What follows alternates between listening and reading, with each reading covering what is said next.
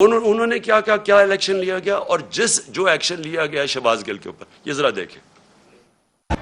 قمر جاوید باجوہ صاحب، آپ نے ہماری اچھی بھلی چلتی حکومت کو رخصت کروایا، ججوں سے زور زبردستی سے فیصلے آپ نے لکھوا کہ ملک توڑنے والے فوجی جرنیل ان کی لاشوں کو پاکستان کے جھنڈوں میں لپیٹ کر ان کو دفنایا گیا. رکھو کراچی کے بہن بھائیوں، ایک یا دو افراد ادارہ نہیں ہوا کرتے، ایک یا دو افراد اداروں کی بدنامی کا باعث بنا کرتے ہیں، اور جب وہ ادارے کی آڑ لیتے ہیں تو اس میں پھر ادارے کے اوپر ناقابل تلافی نقصان ہوتا ہے.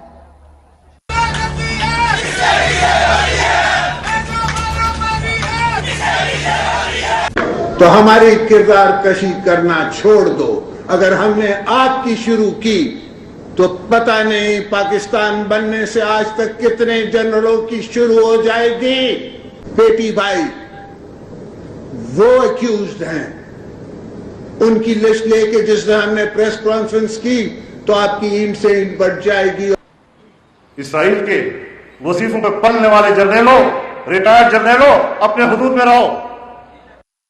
کام کی ہڈیوں سے گوشت تک جو ہے انہوں نے نچوڑ لیا ہے اور اتار لیا ہے. ابھی نندن کی کیا بات کرتے ہیں. چیف آف آرمی اسٹاف تشریف لائے، پیر کانپ رہے تھے، پسینے ماتھے پہ تھے. شاہ محمود صاحب نے کہا کہ خدا کا واسطہ ہے اب اس کو واپس جانے دیں، چونکہ 9 بجے رات کو ہندوستان پاکستان پہ اٹیک کر رہا ہے. وہ کوئی ہندوستان نے اٹیک نہیں کرنا تھا، کچھ نہیں ہونا تھا، صرف گھٹنے ٹیک کے. اب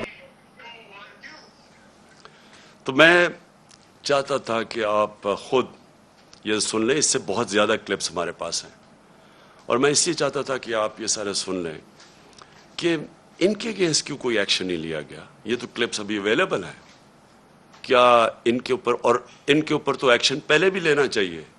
جو یہ سارا ڈان لیکس تھا اور جو میمو گیٹ تھا، کیا یہ لوگ آج ٹھیک ہیں؟ اور ہم وہ پارٹی جس نے آج تک صرف اپنا ملک کا سوچا ہے، جس نے اس ساری جو جد و جہد ہماری ہوئی ہے، آپ یقین کریں کہ اگر کوئی بھی، جس طرح ہم نے یہ مشکل وقت سے گزرے ہیں، جو ہمارے اوپر مشکلیں گزری ہیں، میں آج آپ کو کہتا ہوں کہ ہم نے ہر وقت صرف اور صرف پاکستان کا سوچا ہے. ہمارے پاس اس وقت سٹریٹ پاور ہے، ہم سارے پاکستان کو بند کر سکتے ہیں. ہمیں صرف کہ ملک کے معاشی حالات آج ایسے ہیں کہ ہمیں اپنے ملک کی فکر کرنی چاہیے، اور اس لیے ہر چیز، مظاہرے بھی کرتے ہیں تو پرامن. صرف 25 مئی کو ہمارا پرامن مظاہرہ تھا جب انہوں نے ہمارے پر انتہا کا ظلم کیا. آج تک کوئی ایک بتایا کہ ہم نے اپنے ملک میں کوئی توڑ پھوڑ کی، کوئی ہم نے اپنے ملک کو نقصان پہنچانے کی کوشش کی. جبکہ یہ وہ لوگ ہیں جنہوں نے اور جو چیزیں چھوڑے، جو انہوں نے اس ملک کو لوٹ کے باہر پیسہ لے کے گئے ہیں. یہ کیسے محب وطن ہو گئے؟ تو میں آخر میں میں صرف یہ چاہتا ہوں کہ یہ جو کوششیں ہو رہی ہیں سازش کر کے ایک ملک کی سب سے بڑی جماعت کو توڑنے کی، ہمارے لوگوں کو توڑنے کی بھی کوشش کی جا رہی ہے، اور کہ الیکشن میں کسی طرح یہ اتنے کمزور ہو جائیں کہ جب یہ الیکشن ہو، اور الیکشن کی پلاننگ کر رہے ہیں کہ یہ اتنے کمزور ہو جائیں اور پھر نواز شریف آئے وہاں سے انگلینڈ سے، اور اس کے بعد کہیں کہ جی دیکھیں عمران خان کو بھی ڈسکوالیفائی ہو سکتا ہے اور وہ بھی ہو سکتا ہے، ہم دونوں کو ایک ملا دیں، اور اس کے بعد یہ پھر وہی اسی الیکشن کے ذریعے الیکشن کروائیں. یہ گیم ہے بیسکلی کہ کسی طرح ہمیں چھوٹا کر کے کٹ ٹو سائز کریں. میرا اگلا سوال یہ ہے، جو بھی یہ پلاننگ کر رہے ہیں، کیا یہ پاکستان کے لیے بہتر ہے؟ کیا پاکستان اس میں سے اس دلدل سے نکلائے گا؟ پاکستان کو تو اس وقت سب سے زیادہ ضرورت پولیٹیکل سٹیبلٹی کی ہے، کہ ایک تکڑی گورنمنٹ آئے، سٹیبل گورنمنٹ عوام کی پاور سے، جو پھر اس ملک کو اس دلدل سے نکال سکے. کیا اس میں یہ جو پلان بن رہا ہے، کیا اس میں پاکستان میں پولیٹیکل سٹیبلٹی آ جائے گی؟ اور جو بھی یہ پلان بنا رہا ہے، کیا اس کو اپنی ذات کا سوچ رہا ہے یا ملک کا سوچ رہا ہے؟ یہ صرف تھوڑے سے لوگ اپنی ذاتی مفادات کے لیے اس ملک کو ادھر لے کے جا رہے ہیں، اور مجھے افسوس سے کہنا پڑتا ہے کہ خدا نہ خواستہ یہ ادھر نہ چلا جائے کہ ہم سب کے لیے اس کو نکالنے کے لیے اپنی اور نیشنل سیکیورٹی کمپرومائز کر دیں. ابھی بھی مجھے خطرہ یہ ہے کہ ابھی بھی ہم کوئی ایسے فیصلے نہ کر لیں جس سے ہماری نیشنل سیکیورٹی کمپرومائز ہو. صرف ایک راستہ ہے آج، اگر ہم نے اس سے نکلنا ہے صرف ایک راستہ ہے، اور وہ ہے صاف اور شفاف الیکشن.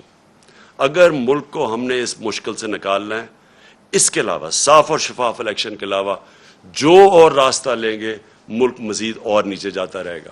جس طرح کی مہنگائی آج ہے، جس طرح کے لوگوں کے حالات ہیں، جس طرح کے بجلی کے بل ہیں، ہر چیز مہنگی، اور ابھی مزید اور مہنگی ہوگی کیونکہ ڈیویلیویشن جو ہوئی ہے، یہ ساروں سے عوام کے اوپر بوجھ بڑھتا جائے گا. اور پھر سے آخر میں صرف صاف اور شفاف الیکشن سے ہم اس سے نکل سکتے. سب جو دیکھ رہے ہیں بڑا ذرا غور سے میری باتیں سنیں. دیکھیں، ایک بیرونی سازش کے تحت ہماری گورنمنٹ کو ہٹایا گیا، اور بیرونی سازش کے ساتھ جو ملوث تھے، جن کو کولیبریٹرز کہتے ہیں، وہ لوگ جن کو میں میر جعفر اور میر صادق کہتا ہوں، انہوں نے مل کے یہ بیرونی سازش کو کامیاب کیا. اور یہ جب ہماری حکومت گرائی گئی تو کن جشی بنائی گئی. ہندوستان کے آپ میڈیا دیکھ لیں، ایسے لگا جس طرح کہ کوئی ہندوستان کا ہی کوئی پرائم منسٹر بن گیا. اسرائیل میں بڑی آپ ان کی میڈیا دیکھیں تو وہ بھی خوش ہوئے. اور مغربی میڈیا جو مجھے جانتا ہے، ہندوستان کا میڈیا بھی مجھے جانتا ہے، ان کے اندر بھی ایک رجیم چینج کو کسی نے اٹھایا نہیں، کیونکہ وہاں بڑا برا سمجھا جاتا ہے کہ باہر سے بیٹھ کے کسی ایک جمہوریت کو گرایا جائے. تو آج وہ آگے چل رہی ہے وہ سازش، اور میں اس سازش کی آج پہلے ایک چیز سے شروع کرتا ہوں. اس خوفناک سازش کے اندر ایک پلان بنا ہوا ہے کہ ملک کی سب سے بڑی پولیٹیکل پارٹی کو اپنی فوج کے ساتھ لڑا دیا جائے. یعنی ہمیں اور فوج ایک ایسا پیش کیا جائے کہ ہم ایک دوسرے کے کوئی مخالف ہیں، اور یہ ایک پلان کر کے کیا جا رہا ہے. میں صرف جو آپ سب دیکھ رہے ہیں، میں آپ کو یاد کرانا چاہتا ہوں کہ جب ہماری گورنمنٹ چل رہی تھی تو سب سے زیادہ تنقید جب آتی تھی ہندوستان سے میرے اوپر، تو وہ یہ کیا کہتے تھے کہ عمران خان فوجیوں کا، پاکستانی فوج لے کے آئی ہوئی ہے، ان کا پتلا ہے. سب سے زیادہ یہ کرتے تھے، اور مسلسل ان کو تکلیف تھی کہ جی یہ فوج اور گورنمنٹ ایک ہی پیج پہ چل رہی ہے. آپ کو پتہ نہیں اس چیز کا علم ہے یا نہیں، یا یاد ہو یا نہ ہو، کہ ایک ہمارے سوشل میڈیا کے جنونی نوجوانوں نے ایک چیز، ایک بے نقاب کیا جس کو کہتے تھے یورپین یونین کی ڈس انفارمیشن لیب. یہ کیا تھی؟ اس میں تقریباً 800 فیک سائٹس تھی، اور یہ فیک سائٹس کیا کر رہی تھی؟ یہ مسلسل پاکستان کے خلاف پروپیگنڈا کر رہی تھی، جس میں کئی پاکستان کے صحافی بھی شامل تھے، کئی وہ لوگ شامل تھے جو آج اس امپورٹڈ حکومت کے ساتھ اب نظر آتے ہیں. اور یہ کیا کہہ رہے تھے؟ دو لوگوں کو اٹیک کر رہے تھے، ایک عمران خان کو اور ایک پاکستانی فوج کو، اور تکلیف یہ تھی کہ یہ ساتھ چل رہے ہیں. اب میں آپ کو ذرا